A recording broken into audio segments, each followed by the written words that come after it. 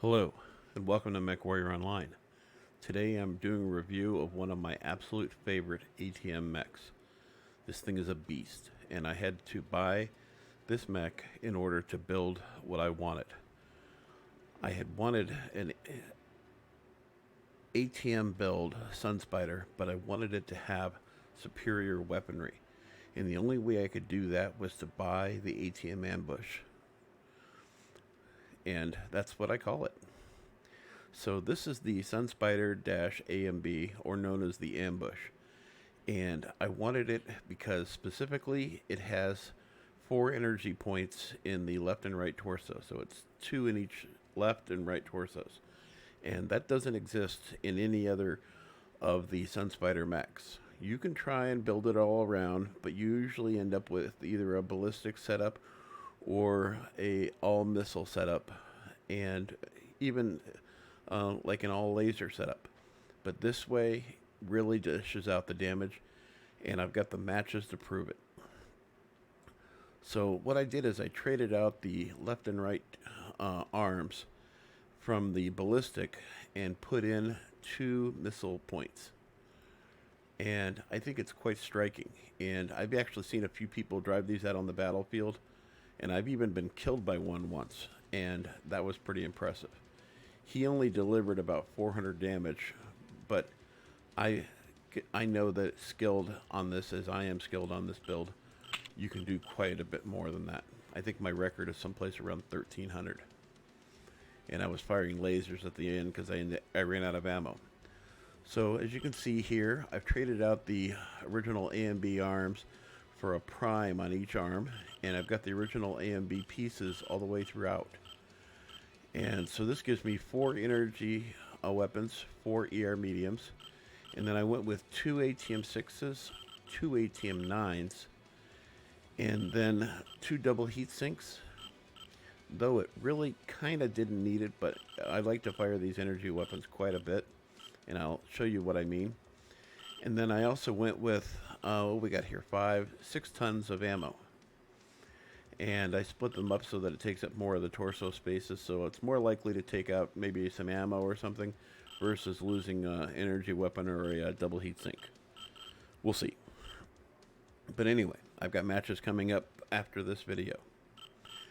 So basically how I work this is I will fire all 4 of these at the same time, and then I'll just keep holding that button, and then the ATM 6s will fire thereafter. So the ATM 6s have a cooldown of 4 seconds, whereas the ATM 9s have a cooldown of 5 seconds, like the ATM 12s do. And so it creates a natural cyclet rate, where these all 4 fire together, and then these ones will fire 1 second before these ones will. And if you keep holding that button down, usually you can get about 3 volleys before it starts acting kind of weird.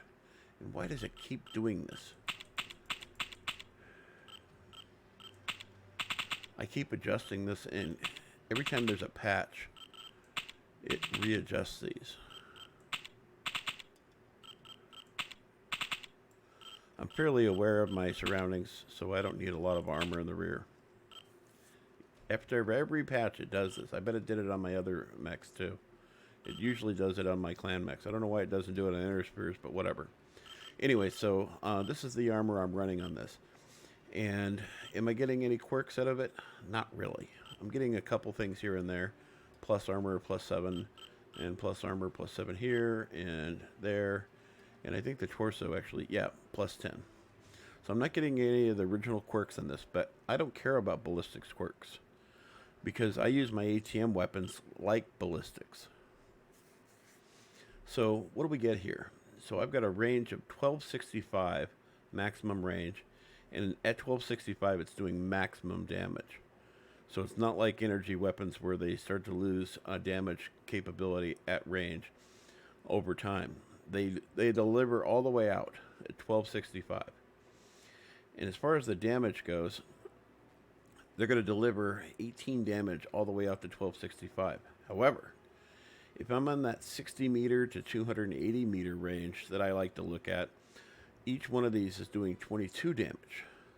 So we got 44, and then these are delivering 15 also in that range. So that's 30. So that's 74. And then I've got these, which are doing 12. So 12, 24 plus 74 is 98. I have a 98 alpha strike.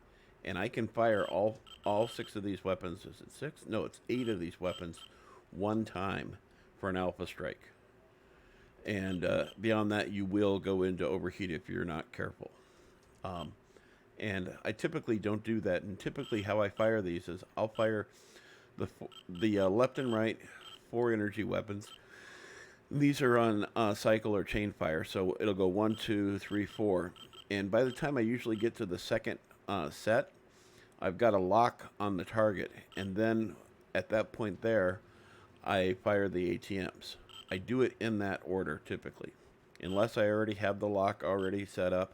Then if I have the lock set up already, I will fire the ATM weapons and use these only as backup. But I use these to distract or maybe get them to run a little bit to cover when they see my lasers coming in. And then I hit them with the ATMs after I get the lock. Now, in some of the matches you'll see that I won't even try and get a lock. And there was a pair of Novas that were out on a HPG manifold as an example, and they just thought that they were untouchable. They're way out at like 1,190 meters, way outside of any LRM boat, except for maybe a... no, actually, the Timberwolf PAL doesn't have extended range on the LRMs. So way outside of any LRM range, and I just targeted them and absolutely laid firepower down on them.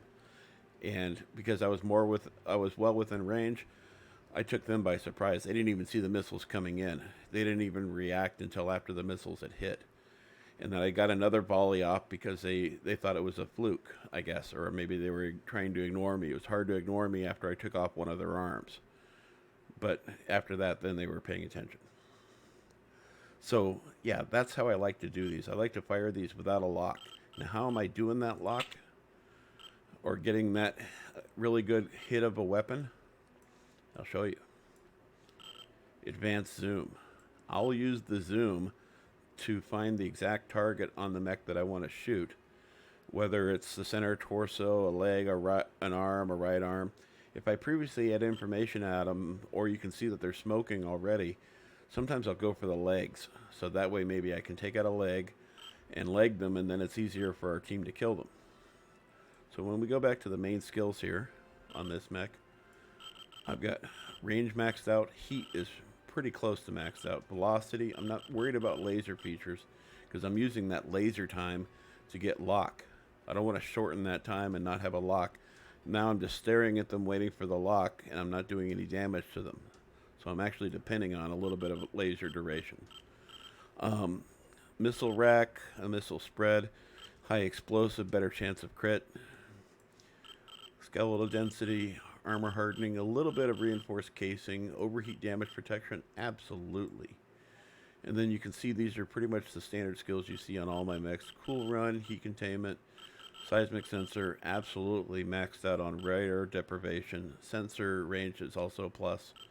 And then my 2 cool shots in a UAV. And it doesn't get any simpler than this. And this thing just really delivers on the promise.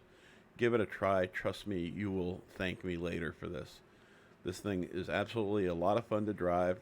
And if you remember to treat ATMs as though they are like an LBX with guidance, you really can have a really good time with this mech.